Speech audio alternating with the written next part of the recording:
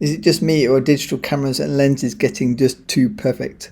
If you're looking for a lens that gives a bit more life to your photos, this video might be for you. Say goodbye to long nights of editing, because in today's video I'm going to introduce you to a very affordable vintage 50mm lens which will do all the editing for you. If that sounds of interest, grab a seat and join me as we head over to the Netherlands for 6 photo shoots. I'll show you how I take the photos and give you more information about today's lens. Hi guys, Matt here from MrLeica.com. As always, a huge thanks to my amazing patrons, links below for more content. I touched down in Amsterdam just in time for dinner, and then it was time to start the workshops. For the first day we were back in Rotterdam, and we're going to be shooting indoors for the full shoot because we knew the rain was coming. Here you can see the lens focused at infinity, and here you can see focused close to see the difference. This lens is pretty good shot wide open at f2, but it gets a lot better when you shoot it at f8. Here's a center sharpness f2 versus f8, corner sharpness f2 versus f8. Okay, onto real world photos. Pretty much all the photos you're going to see are probably shot around f2 because I tend to shoot wide open for portraits. The models asked me to shoot in colour, so the photos you're seeing are raw plus preset using this lens. Let me know in the comments if you agree, but I think this lens has got a really nice kind of retro look, more of a filmic colour than maybe a standard modern lens.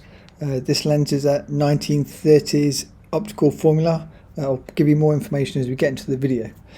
In terms of the lighting, the request of the workshop was model photography with continuous lighting, a mix of available light and also continuous LED lights. What you see here is me boosting available light with the additional LED lighting from the left to give a bit more directional light to the images.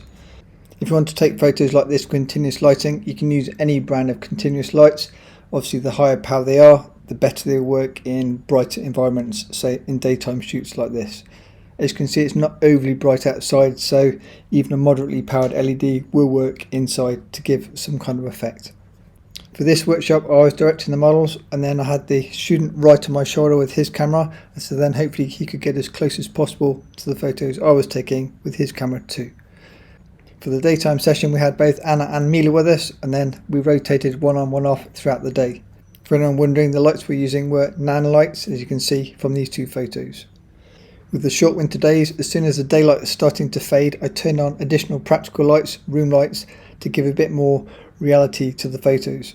Sometimes I hide higher power LED lights behind practical lights to give the effect that the light's actually coming from the room lights, where in fact I need a bit more directional light from the LED light. Now the sunset, you can also get the bokeh effect in the background, and this lens has got really nice sonar bokeh. I'll mention more about the lens in just a second. All these photos again shot at f2, and I think they've got a really nice painterly look. Here is the bokeh, f2, 2.8, f4 and f5.6. And then it was time for the evening shoot with our next model, Zena, again, who we've worked with on previous workshops. Zena's a creative DJ, so I thought I'd do some coloured lighting for her with this fluorescent tube and also the other LED lights that we're already using in the previous photos. That was it, 10-hour workshop done, quick sleep, and then it was on for the next day.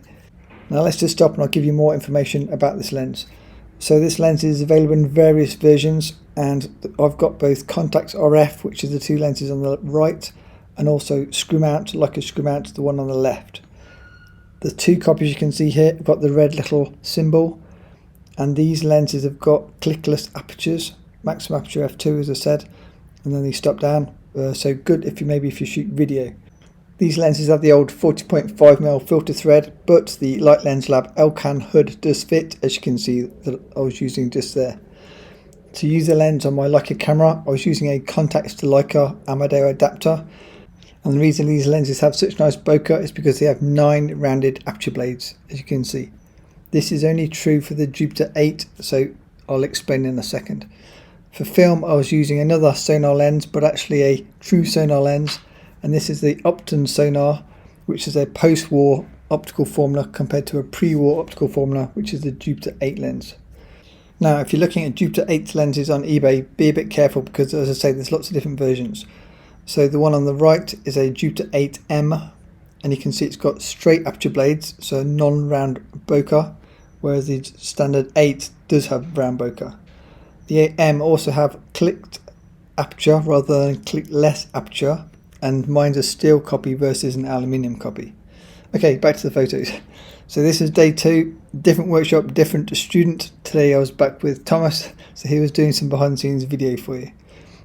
Again, it was super wet outside, so he managed to find us indoor locations to shoot in. Thomas presented Shannon with his wet room prints from the Leica M3 versus Olympus SP video. If you've not seen that, check it out. Okay, so our first location was a bookshop. Apparently it's a very famous bookshop in The Hague in the Netherlands. And so we managed to get there pretty early, just before all the millions of people arrived. Here's me shooting the lens at various distances to show you what the lens can do. And I just love the retro look. I think it partly helps from our amazing model, but then we're just using available lights in the room. So in this instance, as you can see, Shannon's standing underneath one of the room lights to get a bit of light on her face. This is me showing you how amazing the bokeh is from this lens. So less about her and just focusing on her or the cup to throw out the background. Again, these photos are all shot at f2. It was pretty low light in there, as you can see from the rain outside.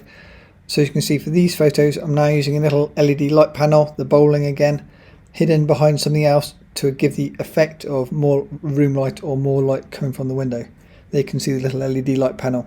Highly recommend these lights if you do any sort of model photography like I do. And you just need a bit more pop of light and yeah, something that will fit in your pocket. I did the usual thing of give the model my camera. Models always make the cameras look better than me, and so I was also shooting the same photos with the Key 4. I was going full save it for this trip, and then obviously with the Jupiter-8 on the Leica SL.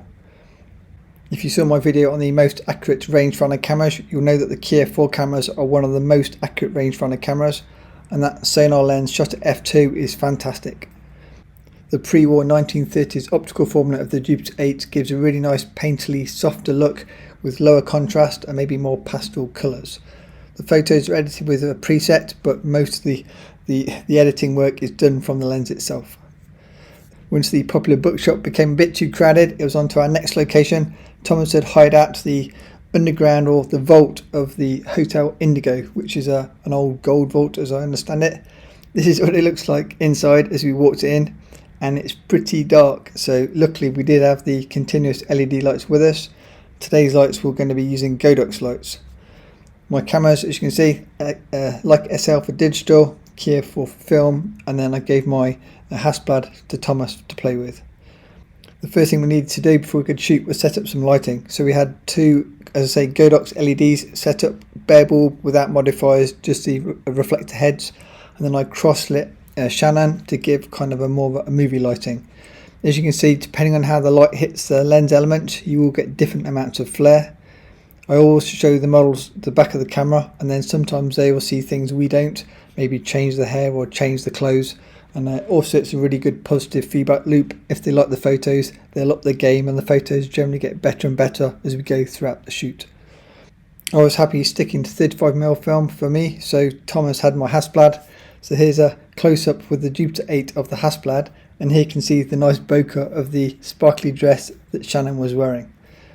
I'm constantly changing the lighting that I'm using throughout the shoot, and that gives a bit more variety to the photos and also a completely different look depending if you're shooting at the light or with the light. This was us shooting actually posing on the vault, the old vault door. It reminded me of the old classic photos where they used to use the old machinery and then some pretty model kind of hanging off the machinery. You guys will know the photos I'm talking about. They had an old phone, so we took some photos, and the photos shot with the Jupiter-8 lens looked more like movie stills than maybe modern pictures. Again, I really like the colours, and it's just literally the Leica SL RAW files plus preset applied. If ever you want my presets, there's always links below in my videos. Okay, it was a quick sandwich break, and then on to two more models to finish the rest of the day before I had to fly home. So the rest of the day we had two more Ukrainian models, both new models to us, and so yeah, we didn't quite know what to expect, but they were pretty crazy, as you can see here. It's always nice when models bring their own pose ideas, and I think this is a photo I wouldn't have got if it wasn't for her. These photos again all shot at f2, shooting at the light to get a bit of flare. That's actually my little bowling light. And this, she's actually drinking the coffee no-handed. I don't know why exactly, but I thought it looked quite cool, so I asked her to do it again, and then I shot it with the camera. Here, a more natural looking shot compared to some of the other photos that we did.